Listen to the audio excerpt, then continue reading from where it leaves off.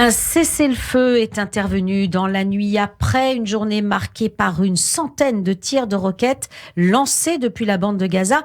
On en parle ce matin. Raphaël Jérusalemi, ancien membre des renseignements militaires israéliens, il est au micro d'Eva Soto. Raphaël Jérusalemi, bonjour.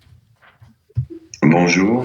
Merci d'être avec nous ce matin en direct sur Radio J. Alors, tout d'abord, récapitulons. Hier, 104 roquettes tirées sur Israël depuis la bande de Gaza, 11 tombées en mer, 14 retombées à Gaza, 24 interceptées avec succès, 48 tombées dans des terrains vagues et 7 tombées dans des zones non identifiées. Cette nouvelle vague de violence, elle intervient 3 semaines seulement après la dernière qui a eu lieu pendant les fêtes de Pessah. 3 semaines seulement entre les deux. Pourquoi Israël ne parvient pas à mettre un terme à ces attaques et pourquoi ces vagues de violence sont-elles maintenant si rapprochées ? Alors, nous osons espérer que le gouvernement est en train de tendre un piège aux terroristes du Hamas et du djihad islamique et que cette réponse dosée de Tsahal la nuit dernière est un leurre et qu'en fait on va attendre que les chefs du Hamas et du djihad islamique sortent de leur cachette pour les éliminer. Malheureusement, j'en doute. Malheureusement, on insiste à un échec total de la politique du gouvernement israélien face au terrorisme, face à la lutte contre le terrorisme. Échec total, j'en veux pour preuve que cette nuit, les élèves des lycées ont passé la nuit dans les abris avec des roquettes qui leur tombaient sur la tête, risquant leur vie, et que ce matin, ils doivent passer l'examen d'anglais du baccalauréat. Voilà comment le gouvernement d'Israël les protège. C'est une honte, c'est lamentable. Et surtout, comme vous venez de le mentionner très justement, il y a de plus en plus de frappes terroristes, de plus en plus de tirs de roquettes, et non seulement du sud, mais aussi du nord, de plus en plus d'attentats.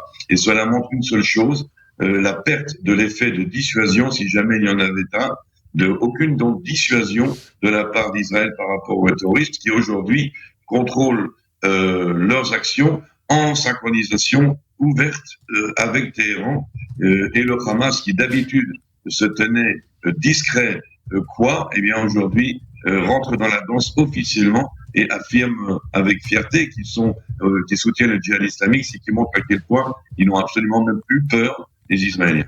Et en plus, ça intervient dans un contexte régional compliqué puisque demain, le président iranien est en visite à Damas, ce qui n'avait pas eu lieu depuis 10 ans. Alors, vous dites, le gouvernement israélien, c'est un échec. Effectivement, il faut le constater, c'est un échec. Ne protège pas sa population. Est-ce que c'est une perte de dissuasion ? Ça, vous l'avez évoqué. À quoi serait due, d'après vous, cette perte de dissuasion, Raphaël Jérusalemi ? Au fait que pendant des années, car ce qui est en train de se passer maintenant, cette perte de dissuasion, c'est une érosion au fil des années. Pendant des années, une même politique a été appliquée dont on voit qu'elle ne marche pas, la preuve, laissant en otage au moins les habitants du sud d'Israël, mais en fait tout Israël, car certains missiles peuvent atteindre Tel Aviv. Et en fait, c'est installer une sorte de langage ou tarif des exactions des terroristes, c'est-à-dire selon moi j'appelle ça le langage des calibres. Donc lorsque le Hamas ou le djihad islamique jette sur Israël des projectiles de petit calibre, de courte portée, Israël va répondre de façon dosée pour éviter une escalade. Et si le Hamas décide que ça doit prendre une plus grande ampleur, ils jetteront des projectiles plus grands. Donc c'est le langage des calibres, le langage qui est dicté par les terroristes et non par Tsahal.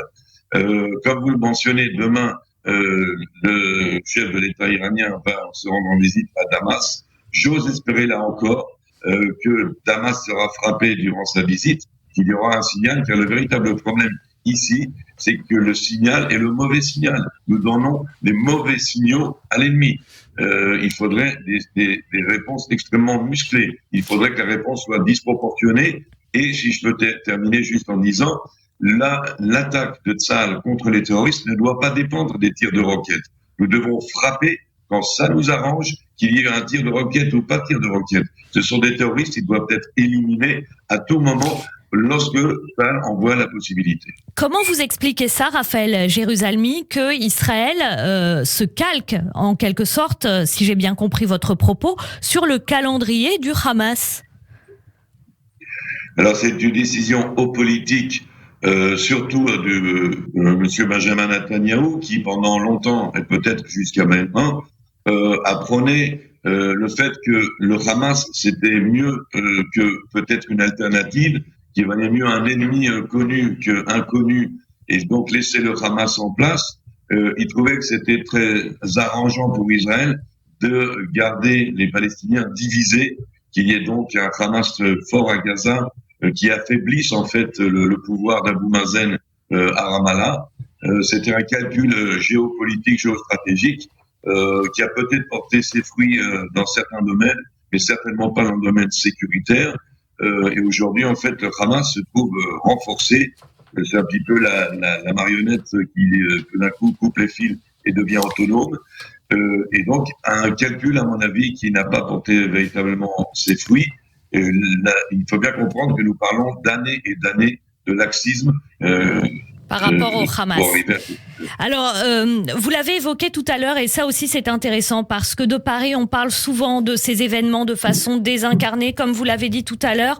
Les lycéens israéliens, ce matin, ils retournent en cours. Ceux du Sud, ils ont passé la nuit sous des tirs de roquettes, et ce matin, ils doivent passer des examens. C'est l'occasion pour moi de revenir avec vous sur ces habitants qui vivent dans des localités près de Gaza. On parle souvent de Sderot. Il y a aussi de nombreux kibboutz, et les kibbutzim pour les plus âgés d'entre eux, certains avaient aussi des contacts, parfois même amicaux, avec leurs voisins palestiniens, ce qui n'est plus le cas, ou ce qui ne peut plus être le cas depuis l'arrivée au pouvoir du Hamas en 2007. Alors j'ai envie de vous demander, Raphaël Jérusalemi, toutes ces populations disparates, celles de Sderot, celles des kibboutz, que disent-elles actuellement? Que souhaitent-elles? Des cessez-le-feu, même si ce n'est que provisoire, ou alors une opération peut-être de grande envergure, quitte à en subir les conséquences et les risques aussi pour les soldats de Tsahal?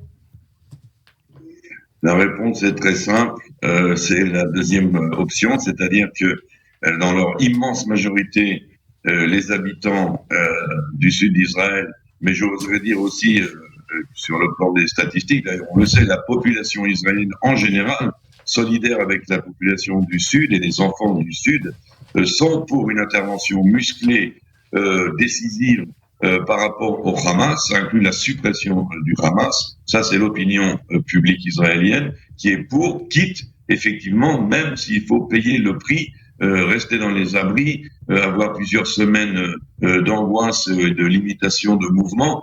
Tout le monde est prêt et comprend le prix à payer, mais tout le monde voudrait qu'une fois pour toutes, on paye ce prix pour qu'il y ait un résultat sur le terrain. Il y a donc ce soutien-là avec, et n'oublions pas que il y a des enfants, les lycéens dont vous parlez, sont nés et ont connu depuis qu'ils sont bébés les abris et les missiles.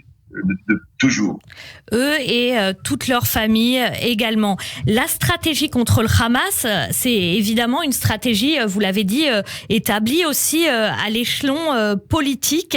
Alors, ce qui se passe actuellement, qu'est-ce que ça marque? La limite de la stratégie établie au niveau politique, ou alors les limites du militaire sans accord éventuel avec les Palestiniens? Qu'est-ce que ça marque, ce qui se passe actuellement, Raphaël Jérusalemi? C'est une décision purement politique, puisque aux militaires, Tsahal a la capacité de frapper fort. Tsahal, si on le lui demande, a la capacité d'éliminer une fois pour toutes le Hamas. Avec les services de sécurité israéliens, nous connaissons tous les dirigeants, nous savons où ils habitent, nous savons dans quel bunker ils se terrent courageusement sous les hôpitaux et les écoles de Gaza City. Donc, aux militaires, il y a des tas de plans qui ont été proposés. Depuis des années, les militaires et la Shabak réclament les éliminations ciblées des hauts dirigeants du Hamas, que les politiciens leur refusent. Pour l'instant, il y a un petit bras de fer entre Benjamin Netanyahou et l'aile plus à droite de sa coalition, qui, elle, réclame effectivement de frapper plus fort. Bien sûr, Benjamin Netanyahou fait le calcul que cela nous entraînerait effectivement dans une opération de grande ampleur, dangereuse, avec peut-être des pertes de vie de nos soldats, d'un coût économique très élevé. On peut très bien comprendre son hésitation, sa frilosité, mais il serait temps aujourd'hui de laisser un petit peu plus la main libre aux services de défense et un petit peu moins aux politiciens. Les politiciens aujourd'hui en Israël ont perdu toute la confiance de la population israélienne en ce qui concerne la sécurité, alors que c'était justement la carte maîtresse de Benjamin Netanyahu, c'était Monsieur Sécurité. Et là, évidemment, on est dans un autre scénario. Merci beaucoup Raphaël Jérusalemi, donc ancien officier des renseignements militaires israéliens. Merci pour toutes ces précisions. Bonne journée à vous. Merci.